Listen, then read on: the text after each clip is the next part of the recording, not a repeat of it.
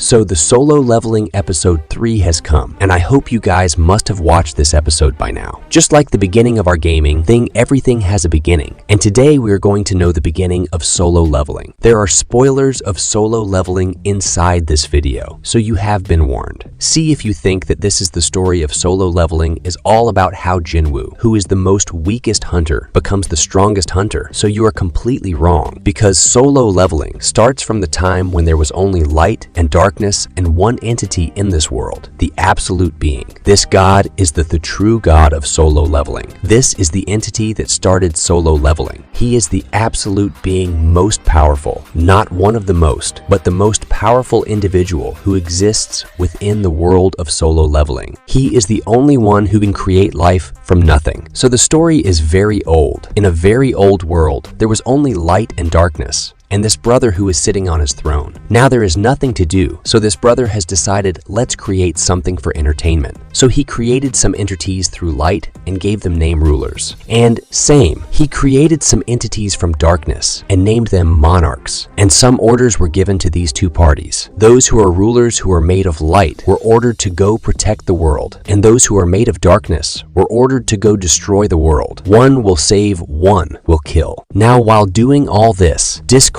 broke out between these two parties, and this is how the war of rulers and monarchs started. The rulers used their force to stop the destruction of the world, and the monarchs retaliate against the rulers. Now, both sides has very strong and powerful warriors, so this war continued for a long time. Then one day, a ruler got fed up with this endless battle, and he went to the absolute being and said, "We are trying to save the world. We have full faith in you." He further said that we are fighting for the truth, but we are also suffering losses. Many of our soldiers are dying in this. Don't you hear the screams of the countless soldiers who died for you? This ruler says in the end that please help us. We need a little more power to annihilate our enemies, meaning to annihilate the monarchs. Now give us a little more power, and we will put the heads of the enemies before you. That was a great speech. Applause for that. And the absolute being said nothing.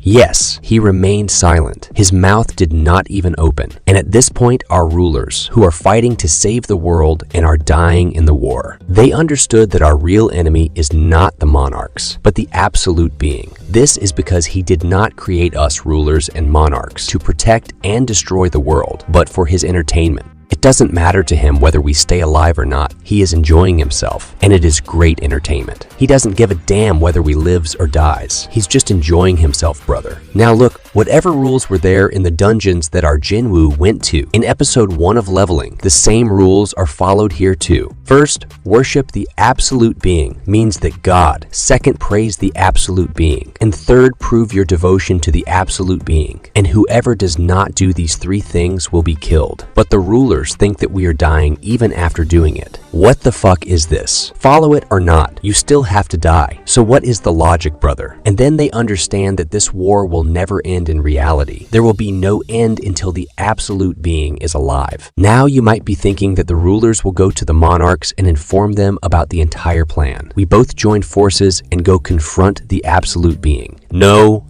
it's not going to happen like that ever. Even if it were to happen, there would be nothing but war afterward, because monarchs have been created to destroy the world and will kill the rulers. So the rulers decided to take the matter into their own hands. They will kill the absolute being, absorb all its powers, and then eliminate the monarchs. And every ruler agreed to this, because at that time, they all felt that this is the right method to end the war. And if this is not done, then the endless war will continue for years, just for the entertainment of the person sitting on the throne. Everything was fine, but one of the 8 rulers does not agree with them. He was the strongest ruler who led the monarchs to victory in the war against rulers, and his name was Ashborne. Ashborne was not against his creator. He was absolutely loyal. However, he went against these 7 rulers, leading to a showdown of 1 versus 7 rulers. Despite Ashborne being the strongest ruler, the 7 7 formidable rulers manage to overpower him, leaving him in a dead situation, and they depart. All 7 rulers reach the absolute being and eliminate it. Yes, the absolute being is defeated. The 7 rulers join forces to vanquish it. Isn't the question coming in your mind how in the world the absolute being died? How did he die? And that reason is that the absolute, the being, could not fight, like it could create something that could defend it or save it. But the being could not fight. Now the rulers killed the absolute being, and they started calling themselves new gods. And then they realized we also need to end the war. So they used some tools created by absolute being, got power up, and beat one monarch, the king of giant. They captured him alive. Now, at this point, the rulers had become extremely strong, and the monarchs had become quite weak. The monarchs were on the verge of extinction, but then something happened that equalized the power levels between the monarchs and rulers again. It turned out that our strongest ruler, the one who support his creator, the absolute being, became the key figure. The rulers left him in a situation where he was about to be killed. You see, when Ashborne was about to die, he felt a power within himself, realizing that the absolute being had hidden this power within him because he was the most loyal servant of the absolute being. This power was called arise. Whenever Ashborne says arise, those who have died around him, whose dead bodies are present, come back to life and become part of his shadow army. Now in the war, both sides lose warriors. So Ashborne resurrects the fallen warriors from both sides and incorporates them into his army. He realizes that he has become quite strong now and can potentially save his absolute being. However, when he reaches there, he discovers that the rulers have already killed the absolute being. Simultaneously, he learns that the rulers have almost wiped out the monarchs, making them quite weak at this time. So Ashborne goes to the monarchs, shakes hands with them, and then the monarchs become equal to the rulers. But now our Ashborne, the strongest ruler and the great fragment of life, is no more, because he becomes a monarch, turning into the king of the dead, the shadow monarch. Then the war that had been ongoing for years resumes. However, this time, the monarchs are overpowering the rulers, thanks to Ashborne. In the midst of the war, whether someone is killed on the side of the monarchs or the rulers, Ashborne says arise, and everyone becomes part of his army. This continues, and Ashborne's army becomes the strongest. It is so formidable that not only do the rulers fear it, but even the monarchs begin to be wary. The strength is such that both rulers and monarchs are compelled to fear Ashborne's army. The monarchs are happy that we are winning, but they also thought that if this person turns against us, then we are fucked, brother. So 2 monarchs, Raken the king of beasts and Baron the king of demons, join hands, thinking they will betray our Ashborne. These 2 monarchs start a war against Ashborne, but it's of no use. It doesn't happen because by now Ashborne is on a different level. Ashborne beats both of them, but the aftermath of this war is a bit heavy for him because his army gets a lot of damage in this war. Upon this, our king of beasts runs away, but our Ashborne catches the king of demons and absorbs him, meaning he is dead. And then at that moment, the rulers make their entry into the battlefield and Ashborne feels that it's time for another war. However, the rulers arrive to apologize to Ashborne. They express their regret and propose to end the war, but within Ashborne, there is a deep-seated desire for revenge against them. He refuses them and also states that if you want this war to end, you'll have to kill me. Even then, the rulers still respect Ashborne, and they just apologize to him. See, at this point, Ashborne knew that if the rulers wanted, they could eliminate him instantly, but they don't do that. Instead, they apologize to Ashborne and leave while continuing to ask for forgiveness. Ashborne begins to realize and understands that he will not engage in war anymore. However, he is determined to seek revenge against the 2 monarchs who betrayed him. While Ashborne successfully defeated one of them, the other managed to escape. Now, Ashborne gives his body some rest, meaning he refrains from engaging in war for some time to allow his body to heal. After this period of recovery, Ashborne gathers his army and sets out to hunt down the runaway monarch. However, he discovers that during this time, the rulers have already defeated numerous monarchs, inflicting so much damage that they even change dimensions to escape. Determined, Ashborne decides to follow them, entering the same dimension where he encounters the strongest monarch of that time, the king of dragons, the monarch of destruction. He knows why Ashborne is here, so doesn't fight him. Instead, he suggests that they should work together. Now, why doesn't doesn't he engage in a battle with Ashborne? Firstly, Ashborne is way too strong, and secondly, the rulers have recently defeated these monarchs, thoroughly making them quite weak. Now, if you don't remember, the sole purpose for these monarchs to remain alive is destruction. They destroy worlds, and this time their target is our Earth. Yes, that's why humans also come into the picture between the absolute being monarchs and rulers. However, humans won't stand a chance against the monarchs, because at that time, all were regular humans. There was no hunter. When the rulers learn that the monarchs are about to attack humans, they send their army and a battle takes place on Earth. Regardless of the battle's outcome, all humans are wiped out. Then, the rulers use a creation left behind by the absolute being, a tool known as the Cup of Reincarnation. The rulers use this tool, rewinding time by 10 years. The rulers believe that this time they will defeat the monarchs, saving humanity. The war happens again, but the result remains the same, and humanity faces extinction. The rulers use the tool again, but the outcome is unchanged, and humans become extinct once more. The rulers' job is to protect the world, so they use the tool again. But the catch is that this tool can only be used for a limited time. The rulers devise a plan to make humans familiar with the mana, so that during the war, some humans can be saved, and those who survive can restart civilization. The rulers open gates in the human world, which are actually dungeons containing monsters. This was mentioned in episode 1, explaining that exactly 10 years ago, the gate started opening, but now you know this was initiated by the rulers, and now you understand why they did it. Additionally, some rulers choose humans as vessels so that they can be born inside these humans and defeat the monarchs. And Ashborne tries to do the same, but he doesn't find a vessel because he is way too strong. However, there is an entity named the Architect whom you saw in episode 1. Remember the statue that was holding a tablet with the rules written on it? Yes, that's the Architect. So the Architect helps Ashborne in finding a perfect vessel, and Ashborne tells him that he needs a vessel that has faced death many times, meaning someone who has been in situations of near death multiple times. That turns out to be our Jin Woo, and the gaming system that he follows to become strong is also created by the Architect. The Architect designed it so that Jin Woo becomes strong enough to be the perfect vessel for Ashborne and attains his powers. So this completes the history of solo leveling. I hope you now understand how everything started. As for what will happen next, how Jinwoo will become strong, we'll cover all of that in another video. So stay tuned for a video where I will explain how Jinwoo went from level 1 to his highest level.